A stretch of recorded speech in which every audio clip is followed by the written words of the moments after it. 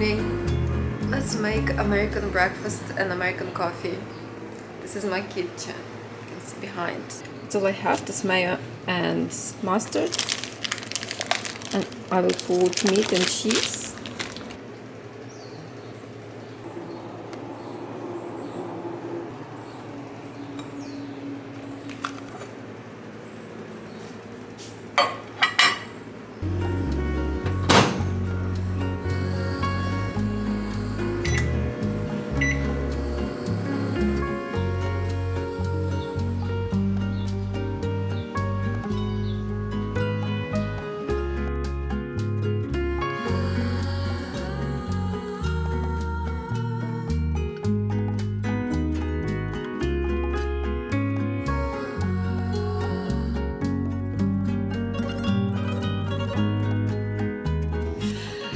Hi, what's your name? My name is Brennan Pertzer, and I'm a journalist and a former Peace Corps volunteer who served in Ukraine between 2016 and 2018. Did you like Ukraine? I guess you liked it. Absolutely. I mean, it changed my life in a lot of ways. The experience of not only meeting so many bright young people and people who are trying to build a better life for themselves, but also working with a talented team of Americans who were committed to the same thing I was.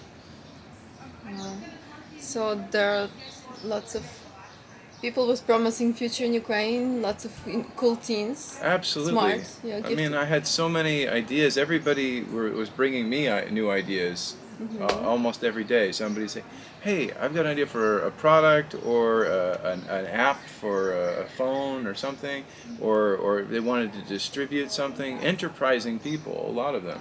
And my job was to work actually at a business development center in Kalush, and there we met so many nice people and who we tried to help provide additional resources so that they could achieve their goals, and I think a lot of them did. Although the situation there now, it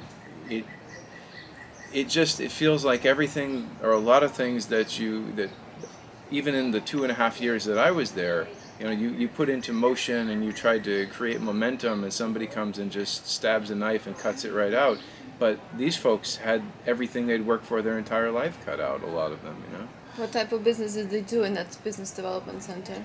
A lot of it was connecting people who were existing business owners with resources, how they can access more money or learn more about how to run a business effectively. I mean, there are so many tools that a lot of times, especially if you're a small business owner, that you feel like you're on your own. And it turns out that there are resources that you could become aware of, people who have done this before, people who have figured things out, and like here's just like a software update for a person, right? This is the way you've been running your business. Well, maybe there are a couple of ways that you can be more effective and efficient. You feel like they were missing this information? Yeah, well, in some cases they were. In some cases they just needed a place to come and print something, right? You just need a print shop sometimes. So that was fun. And I also taught English language and American history. There were about 200 English teachers in the city of Kalush, even though there's 70,000 people. It's in the oblast of Ivano-Frankivsk, which is an incredibly beautiful place, and I recommend anybody go there. And go up to the Carpathian Mountains is one of my most favorite places in the whole world. In fact, some of these little stones, these little wooden pieces in my necklace are from the Carpathians. And also there are pieces of amber that are from north of Lviv that I also brought. Try to bring a piece of every place that is special to me everywhere I go. And I will always go back. Lviv is one of my favorite cities in the world. And I understand. I don't have to explain it to you, but to the people watching at home, there is no finer city in Europe or in the world that you're going to find things that make you happy there. What things made you happy there? I loved the music.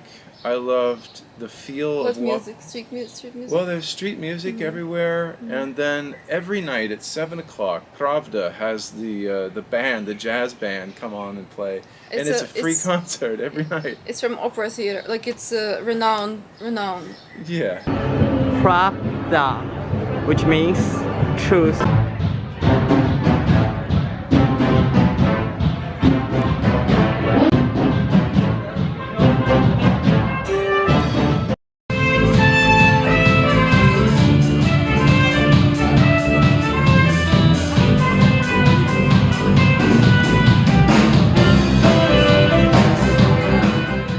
You just go there, and it's the most delicious fresh beer, and for someone on a Western budget, it's almost nothing. You know, the price of it is very, very low, and the value is very high.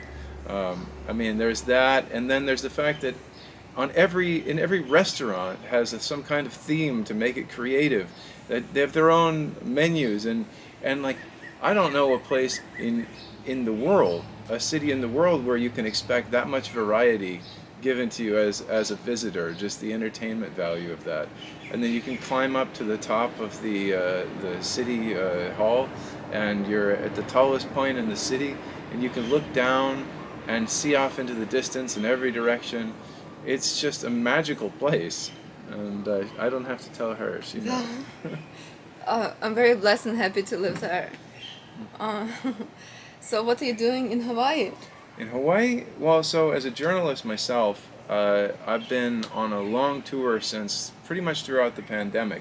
I used to work in the field of international development as a Peace Corps person, and as a journalist for about 20 years. I created a web series that is called Your Blue Continent, and on this series I take people to off-the-path places and explore how people are using some kind of technology in an innovative way to reduce or to solve some kind of development issue that they're having.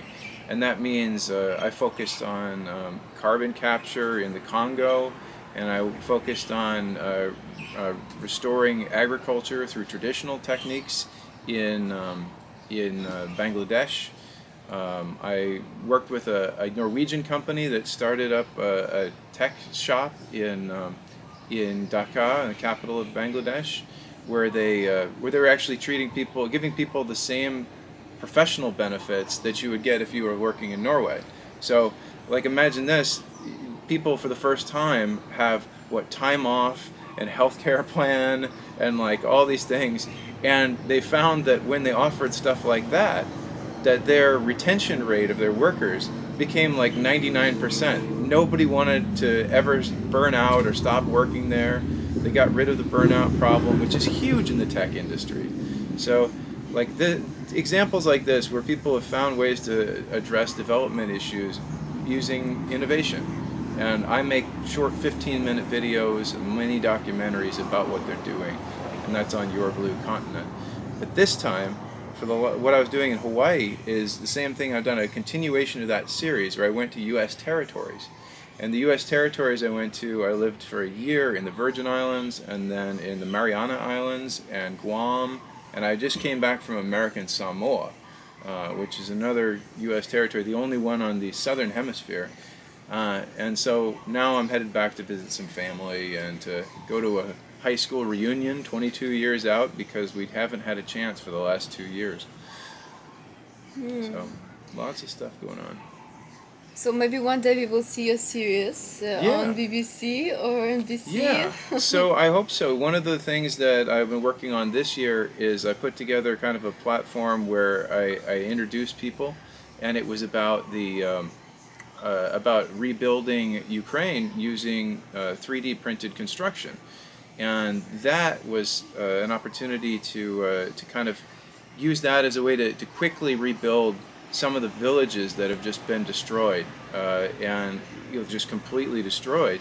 But all these folks that lived there, the only resource they had, either financial, it was more social, and the fact that they knew who their neighbors were, and that network was their strength. And so when that was removed by the Russian army, they need to have the chance to move back home as soon as possible before all those bonds and that community falls apart.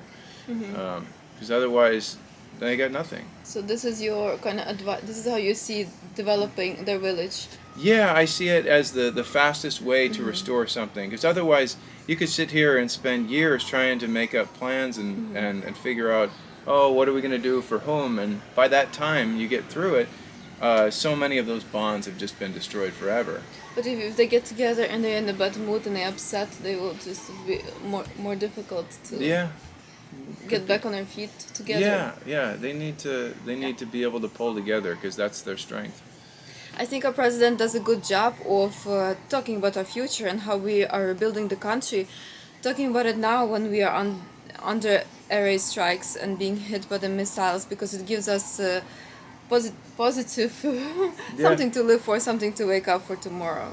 Yeah, it's true, and it's been really it's been wonderful to hear about the success of the HIMARS systems now. that every day when I turn on the news, I hear that another ammunition depot has been blown up, and that just means every one of those to me means hundreds of Ukrainian lives that have been saved, or that those weapons won't be used to destroy. You can see it's a small thing that makes so much effect. Absolutely. It's amazing. That's great. Well, thank you for sitting down with me and talking about this. Yeah, I just meet so many amazing and smart people here in Hawaii. I guess I'm just lucky. You are. There's a lot of really interesting people out here.